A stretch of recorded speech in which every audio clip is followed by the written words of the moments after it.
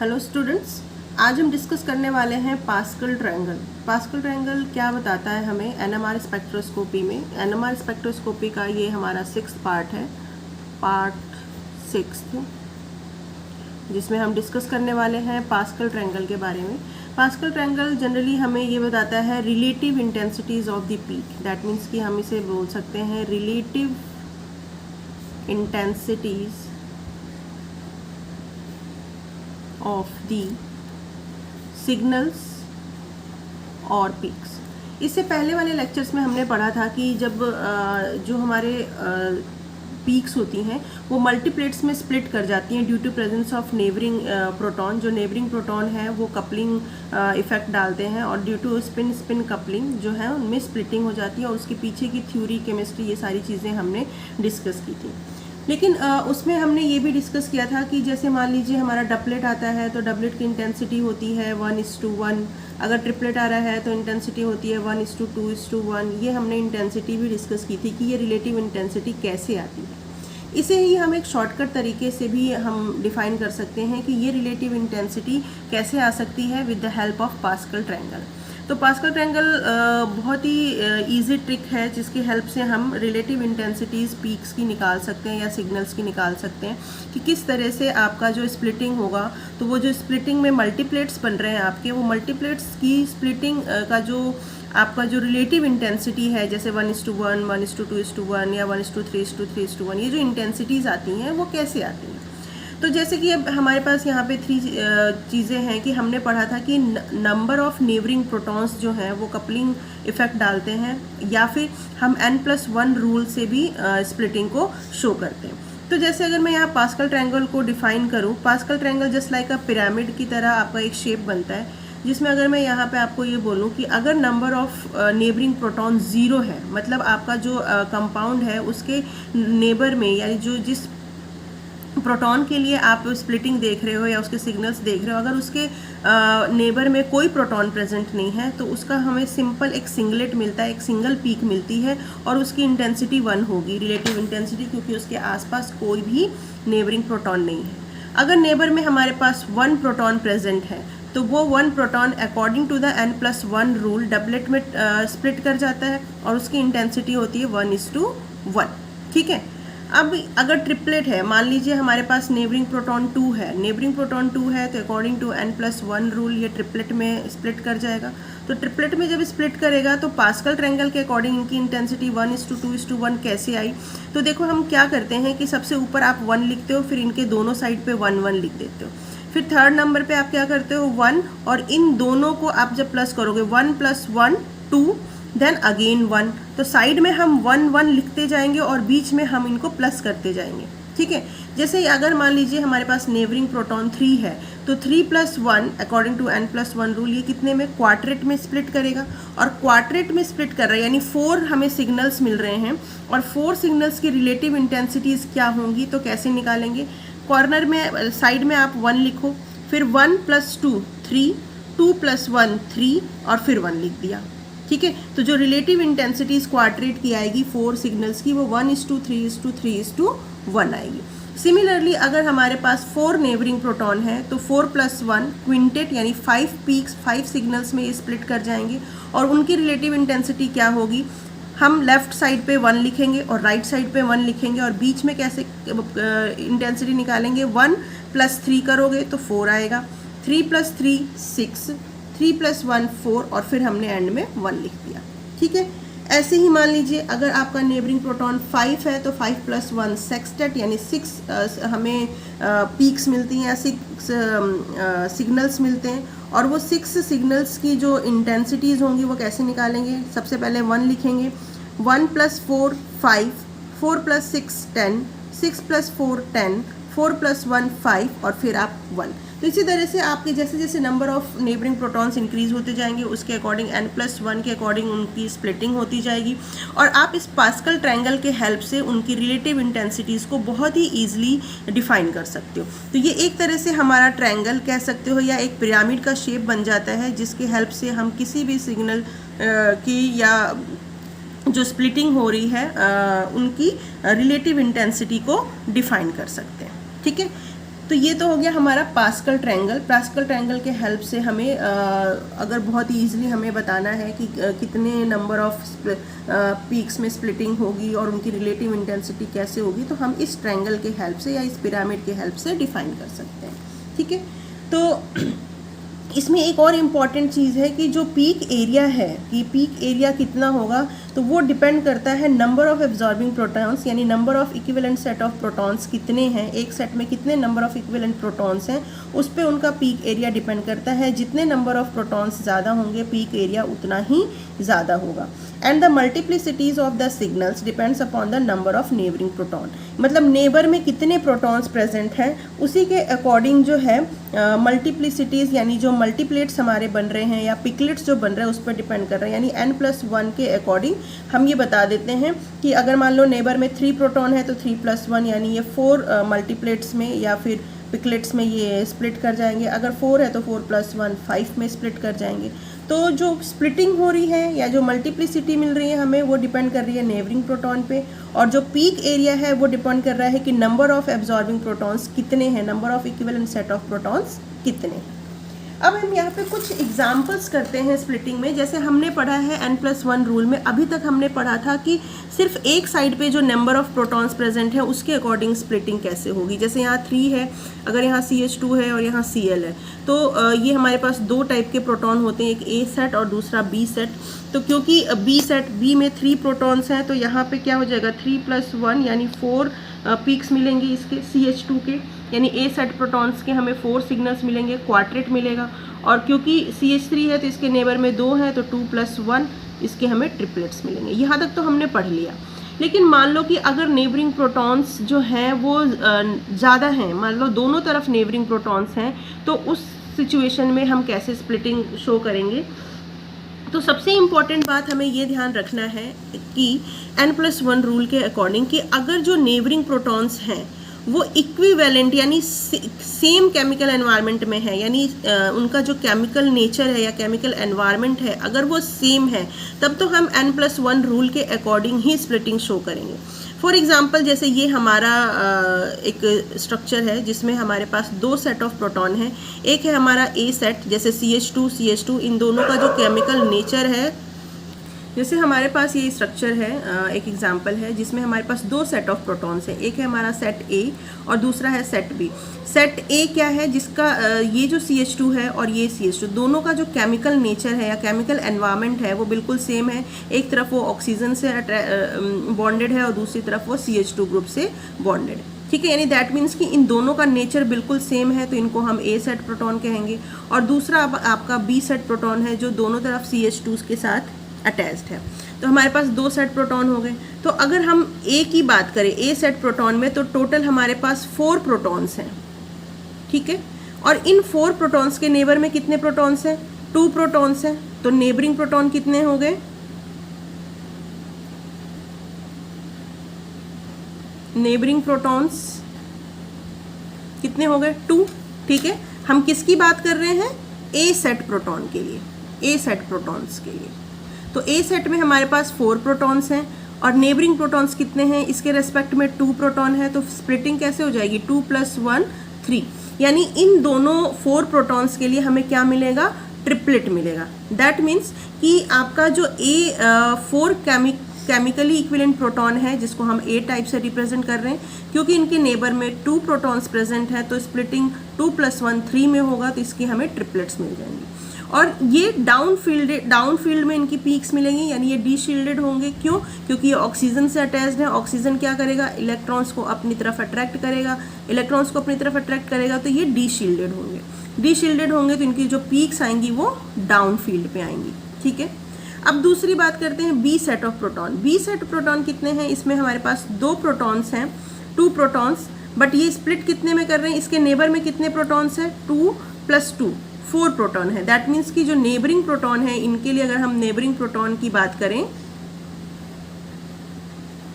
Neighbouring proton, तो B set के लिए नेबरिंग प्रोटॉन्स कितने हैं, 4, 2+2, इसको हम 2+2 कह सकते हैं, यानी टोटल 4 हमारे पास प्रोटॉन्स हैं। तो according to the n+ rule 4+1 कितने हो जाएंगे, 5। यानी जो आपका ये बी सेट प्रोटॉन है CH2 जो है ये कितने पीक्स में स्प्लिट कर जाएगा, 5 पीक्स में, यानी 5 सिग्नल्स में ये स्प्लिट कर जाएगा, जिसको हम क्या कहेंगे, क्विंटेट। ठीक है, तो और दूसरी बात कि इसकी पीक्स कहाँ पे आएंगी, क्योंकि ये बहुत ही ज़्यादा शील्डेड प्रोटॉन है, क्योंकि इसके दोनों तरफ CH2 ग्रुप्स जुड़े हुए हैं, तो ये आपका शील्डेड प्रोटॉन हो गया, और शील्डेड होने की वजह से जो इनकी पीक्स आएंगी वो अप फील्ड पे आएंगी। ठीक है, तो ये हमारा शील्डेड है, अप फील्ड पे आएंगी, और कितने कितने पार्ट्स में स्प्लिट कर गया, क्विंटेट, यानी 5 पीक्स में वो स्प्लिट कर गया। ठीक है, अगर हमें इसकी रिलेटिव इंटेंसिटीज़ बतानी होंगी तो रिलेटिव इंटेंसिटीज़ कैसे होंगी, अगर हम पास्कल ट्रायंगल का हेल्प ले सकते हैं, दैट मीन्स 1:5:10:10:5:10:5:1, तो पास्कल ट्रायंगल के हेल्प से आप इनकी रिलेटिव इंटेंसिटीज़ भी बता सकते हो। ठीक है, इसी तरह से हमारे पास एक और एग्जाम्पल है, इसमें अगर हम देखें कि कितने सेट ऑफ प्रोटॉन है, तो एक तो हमारे पास A सेट प्रोटॉन है, ठीक है, और दूसरा हमारे पास B सेट प्रोटॉन है, क्योंकि इन दोनों प्रोटॉन्स का जो केमिकल एनवायरनमेंट है वो सेम है। ठीक है, ये दोनों ही CH से जुड़े हुए हैं, H एक प्रोटॉन से जुड़े हुए हैं, और इसके साथ यहाँ पे हमारा साइनो ग्रुप जुड़ा हुआ है जो कि इलेक्ट्रोनेगेटिव ग्रुप है, ये इलेक्ट्रॉन्स को अपनी तरफ अट्रैक्ट करेंगे। तो अब हम इसकी बात करें, अगर हम A सेट की बात करें, A टाइप प्रोटॉन की बात करें, तो A टाइप प्रोटॉन में कितने प्रोटॉन हैं, only 1 proton.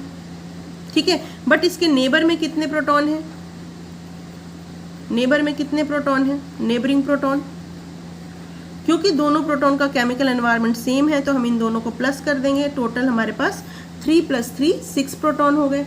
And according to the n+1 rule ये कितने में स्प्लिट कर जाएगा, 6 + 1, दैट मीन्स 7 सिग्नल्स में, यानी इस पे हमें क्या मिलेंगे, सेप्टेट, 7 पीक्स मिलेंगी इनकी। ठीक है, और अगर इसके रेस्पेक्ट में हम देखें B सेट के लिए, B सेट ऑफ प्रोटॉन्स में कितने नंबर ऑफ प्रोटॉन्स हैं, तो 3 + 3 6 प्रोटॉन्स हैं, 6 प्रोटॉन्स हैं, लेकिन इनके नेबर में कितना प्रोटॉन है, नेबर में सिर्फ 1 प्रोटॉन है, तो 1 + 1 दैट मीन्स 2। तो इन 6 प्रोटॉन्स के लिए हमें क्या मिलेगा, डुप्लेट, इस तरह से डुप्लेट। ठीक है, डुप्लेट कह लो या डबलेट कह लो, जो भी कह लो, तो इस तरह से हमें जो है वो पीक्स मिलेंगे। और अगर हम इनका पोजीशन की बात करें कि इनकी पोजीशन कहाँ पे आएंगी, तो ये जो हमारे B सेट ऑफ प्रोटॉन है ये शील्डेड प्रोटॉन है। ठीक है, तो इनकी पीक्स आएंगी हमारी कहाँ पे, अप फील्ड पे, अप फील्ड में। और आपका जो ये A सेट प्रोटॉन है, क्योंकि इसके साथ CN ग्रुप जुड़ा हुआ है, दैट मीन्स कि ये इलेक्ट्रॉन को अपनी तरफ मतलब इंडक्टिव इफेक्ट शो करेगा, तो ये हमारा D शील्डेड प्रोटॉन हो गया। D शील्डेड प्रोटॉन है तो इसकी पीक्स कहाँ पे आएंगी, डाउन फील्ड पे। ठीक है, नेक्स्ट एग्जाम्पल है हमारे पास CH3 CO CH2 CH3। ठीक है, ये हमारा नेक्स्ट स्ट्रक्चर है। अब इसमें हमें कितने सेट ऑफ प्रोटॉन है, तो देखो एक सेट है ये A सेट, दूसरा है B सेट, और यहाँ पे हमारे पास टोटल 3 सेट ऑफ प्रोटॉन्स हैं। तो अगर हम A सेट की बात करें, A सेट में जो नंबर ऑफ प्रोटॉन्स हमारे पास कितने हैं, 3 प्रोटॉन्स हैं। ठीक है, लेकिन इसके साथ में जो कार्बन है उसके पास कोई नेबरिंग हाइड्रोजन नहीं है, नेबरिंग प्रोटॉन प्रेजेंट नहीं है, तो इससे जो हमें प्रोटॉन मिलेगा, इससे जो हमें सिग्नल्स मिलेंगे वो सिंगलेट मिलेगा, क्योंकि यहाँ कोई स्प्लिटिंग नहीं होगी। क्यों नहीं होगी, क्योंकि इसके नेबर में कोई भी प्रोटॉन प्रेजेंट नहीं है, यानी नेबरिंग प्रोटॉन 0 है, तो हमें सिंगलेट मिल गया, एक हमें सिंगल पीक मिल गई। दूसरा B सेट की बात करें, तो B सेट में B सेट के इस तरफ तो कोई भी प्रोटॉन नहीं है, लेकिन इस तरफ हमारे पास कितने प्रोटॉन हैं, 3 प्रोटॉन्स हैं, तो B सेट में हमारे पास 2 प्रोटॉन्स प्रेजेंट हैं, और नेबर में कितने प्रोटॉन हैं,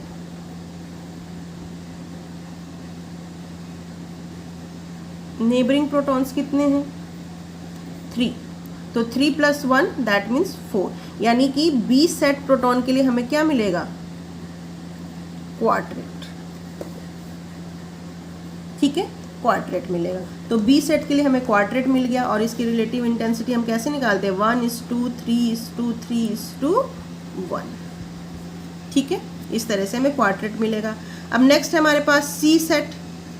C सेट में हमारे पास कितने प्रोटॉन्स हैं, 3, और इनके नेबर में कितने प्रोटॉन हैं, 2, तो नेबरिंग में हमारे पास 2 + 1, यानी इसके लिए हमें क्या मिल जाएगा, ट्रिपलेट। ठीक है, 1:2:1 ट्रिपलेट। ठीक है, तो ये इस तरह से हम स्प्लिटिंग को दिखा सकते हैं। एक लास्ट एग्जांपल और कर लेते हैं। जैसे ये हमारा कार्बोक्सिलिक ग्रुप है एक तरह से, तो यहाँ पे आप देखिए हमारे पास कितने सेट ऑफ प्रोटॉन है। एक तो हमारा ये ए सेट है, इसके बाद ये हमारा बी सेट है और ये सी, यानी टोटल 3 टाइप्स के प्रोटॉन्स यहाँ पे प्रेजेंट हैं। तीनों का केमिकल एनवायरनमेंट डिफरेंट है, तो हमारे पास 3 सिग्नल्स आएंगे।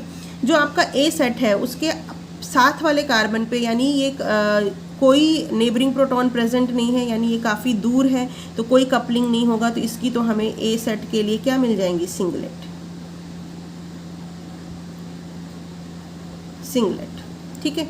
अब बी की बात करें, बी सेट के लिए, तो इसके नेबर में कौन सा प्रोटॉन, कितने प्रोटॉन है, 3, तो नेबर में 3 + 1 दैट मीन्स 4, यानी कि क्वाड्रेट।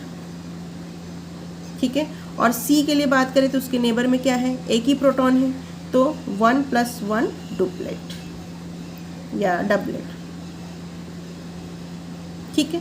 और पोजीशन की बात करो तो देखो ये जो हाइड्रोजन है इसके साथ 2 C डबल बॉन्ड O जुड़ा हुआ है, यानी कि ये बहुत ही ज़्यादा डी शील्डेड होगा, तो इसकी वैल्यू जो है वो 10.5 से 11 डेल्टा वैल्यू के आसपास आती है, यानी बहुत ही ज़्यादा डाउनफील्ड पे आएगी, स्ट्रॉन्गली डाउनफील्ड। ठीक है। अब बी जो है इसके साथ भी आपका इलेक्ट्रोनेगेटिव ग्रुप जुड़ा हुआ है, तो ये भी आपका डाउनफील्ड पे आएगा, बट इससे कम। ठीक है। और आपका जो सी है वो शील्डेड प्रोटॉन है, क्योंकि इसके साथ कोई भी इलेक्ट्रोनेगेटिव ग्रुप या ऐसा ग्रुप जुड़ा नहीं है जो इलेक्ट्रॉन को अपनी तरफ अट्रैक्ट करे, तो इसकी पीक्स हमें कहाँ मिलेंगी, अप फील्ड पे। क्यों, क्योंकि ये शील्डेड प्रोटॉन है। ठीक है। तो अब हम बात करते हैं कुछ ऐसे केसेस में जहाँ पे जो आपका नेबरिंग प्रोटॉन्स होते हैं उनका केमिकल एनवायरनमेंट या जो एनवायरनमेंट है वो डिफरेंट होता है, तो उस केस में हम कैसे स्प्लिटिंग को शो कर सकते हैं। That means the splitting of signal in other cases, like if the protons responsible for spin-spin coupling are not in exactly similar environment, अगर हमारे जो neighboring protons हैं जो spin-spin coupling के लिए responsible हैं, अगर वो similar environment में, similar chemical environment में present नहीं है, तो उस केस में जो हमें splitting होगी या जो multiplates मिलेंगे वो कैसे मिलेंगे। तो वो जो multiplates मिलेंगे, the number of lines for the particular multiplates will be equal to the n+1 multiply by n dash plus 1 multiply by n double dash plus 1। इस फॉर्मूले के हेल्प से हम इसमें स्प्लिटिंग को दिखाते हैं, जहाँ पे n dash n double dash क्या है, number of protons, neighbouring protons in different environment. अभी तक हम बात कर रहे थे सेम एनवायरनमेंट की, अब हम बात करेंगे डिफरेंट एनवायरनमेंट की। जैसे देखो ये हमारा है 1,1 डाइब्रोमो 3,3 डाइक्लोरोप्रोपेन। अगर हम यहाँ पे देखें, इस प्रोटॉन की बात करें तो इसके तरफ इसके साथ ब्रोमीन ग्रुप जुड़ा हुआ है और यहाँ CH2 है। इस प्रोटॉन की बात करें तो यहाँ क्लोरीन है और इधर CH2, यानी इन दोनों प्रोटॉन्स का नेचर डिफरेंट है और इसका भी नेचर डिफरेंट है, यानी हमारे पास 3 सेट ऑफ प्रोटॉन है, A, B और C। तो A और C में तो हम ईजिली निकाल सकते हैं, क्योंकि A के साथ हमारे पास जो नेबरिंग प्रोटॉन है यानी B सेट में 2 प्रोटॉन्स हैं, तो A सेट में कितनी स्प्लिटिंग होगी, A सेट प्रोटॉन्स में कितनी होगी, नेबर में हमारे पास 2 प्रोटॉन है, 2 + 1 दैट मीन्स 3, यानी ट्रिपलेट मिलेगा। इसी तरह से C सेट के लिए भी सेम, C सेट प्रोटॉन्स के लिए भी इसके नेबर में 2 प्रोटॉन्स हैं, तो 2 + 1 3 ट्रिपलेट मिलेगा। ठीक है। बस अब आपने ये देखना है कि कौन सा ज़्यादा इलेक्ट्रोनेगेटिव है, क्लोरीन और ब्रोमीन। जो ज़्यादा इलेक्ट्रोनेगेटिव होगा उनकी पीक्स ज़्यादा डाउनफील्ड पे आएगी और जो लेस इलेक्ट्रोनेगेटिव होगा उसकी स्लाइटली कम, यानी ये स्ट्रॉन्गली डाउनफील्ड होंगे। आपका ए सेट जो है वो आपका होगा वीकली डाउनफील्ड, और सी सेट यानी जिसके साथ Cl जुड़ा हुआ है, क्योंकि ये ज़्यादा इलेक्ट्रोनेगेटिव होता है एज़ कम्पेयर टू ब्रोमीन, तो इनकी जो पीक्स आएंगी वो स्ट्रॉन्गली डाउनफील्ड पे आएंगी, डाउनफील्ड पे। ठीक है। अब हम बात करते हैं बी सेट के लिए। बी सेट में क्या है कि अगर हम देखें तो बी सेट के प्रोटॉन्स में इसके एक तरफ जो प्रोटॉन है 1 प्रोटॉन है, लेकिन उसके साथ जो उसका एनवायरनमेंट है उसमें Cl अटैच्ड है, और इधर देखें तो इस हाइड्रोजन के साथ ब्रोमीन अटैच है, यानी इन दोनों प्रोटॉन्स का जो नेचर है या जो केमिकल एनवायरनमेंट है वो डिफरेंट है, ठीक है, बट ये दोनों ही प्रोटॉन्स बी सेट के लिए नेबरिंग प्रोटॉन है। तो इस सिचुएशन में हम क्या करेंगे, हम फॉर्मूला लगाएंगे। अगर हम ए सेट को माने n और बी सी सेट को माने n डैश, ठीक है, यानी एक को आप डिनोट कर दो n से, दूसरे को डिनोट कर दो n डैश से, तो हम फॉर्मूला क्या लगाएंगे, n plus 1 multiply by n dash plus 1, यानी इसके लिए हो जाएगा n प्लस 1 n प्लस 1 और इन दोनों को हम मल्टीप्लाई कर दें, ठीक है। तो n में कितने नंबर ऑफ प्रोटॉन है, 1 plus 1 multiply by n dash में भी हमारे पास 1 प्लस 1, तो कितने हो गए, 2 मल्टीप्लाई बाई 2, यानी यहाँ पे हमें कितने सिग्नल्स मिलेंगे, कितनी पीक्स मिलेंगी, 4 क्वाड्रेंट, ठीक है। तो see B set of proton के लिए हमें क्या मिल जाएगा, क्वाड्रेंट, इस तरह से, ठीक है। एक लास्ट एग्जांपल और कर लेते हैं, जैसे ये है हमारा एक एग्जांपल, इसमें भी हमारे पास 3 सेट ऑफ प्रोटॉन है, ए बी एंड सी, क्योंकि एक तरफ ब्रोमीन है दूसरी तरफ क्लोरीन है, ठीक है। तो अगर हम ए सेट की बात करें, ए सेट में एक तरफ तो ब्रोमीन है लेकिन एक तरफ CH2 है जिसके पास 2 प्रोटॉन्स हैं, तो इसमें स्प्लिटिंग कैसे होगी, ए सेट के लिए नेबरिंग में 2 प्रोटॉन है तो 2 प्लस 1 3 ट्रिपलेट। सी सेट की बात कर दो पहले, सी सेट में भी हमारे पास नेबर में 2 प्रोटॉन है, 2 प्लस 1 3 ट्रिपलेट, ठीक है। And B set, B set में क्या होगा, देखो बी सेट के इस तरफ अगर मैं इसको n लिखती हूँ और इधर n डैश लिखती हूँ, ठीक है, तो क्या हो जाएगा n plus 1 n dash plus 1 और इन दोनों को हम मल्टीप्लाई कर दें, तो n plus 1 n dash plus 1 और इन दोनों को मल्टीप्लाई कर दिया, तो n के पास कितने प्रोटॉन है, 2 प्लस 1, n डैश के पास भी 2 है तो 2 प्लस 1, ठीक है, कितना हो गया, 3 मल्टीप्लाई बाई 3 टोटल 9, तो हमें यहाँ पे 9 पीक्स में वो स्प्लिट कर जाएगा इस तरह से, इसके हमारे बहुत सारे 9 पीक्स आ जाएंगे, ठीक है। तो हमने दोनों तरह का देख लिया कि अगर केमिकल एनवायरनमेंट सेम है तो कैसे स्प्लिटिंग होगी, अगर केमिकल एनवायरनमेंट नेबरिंग प्रोटॉन्स के डिफरेंट है तो उस केस में हम किस फॉर्मूले के हेल्प से इनमें स्प्लिटिंग को दिखा सकते हैं। तो आई होप आप लोगों को क्लियर हुआ होगा। Thank you.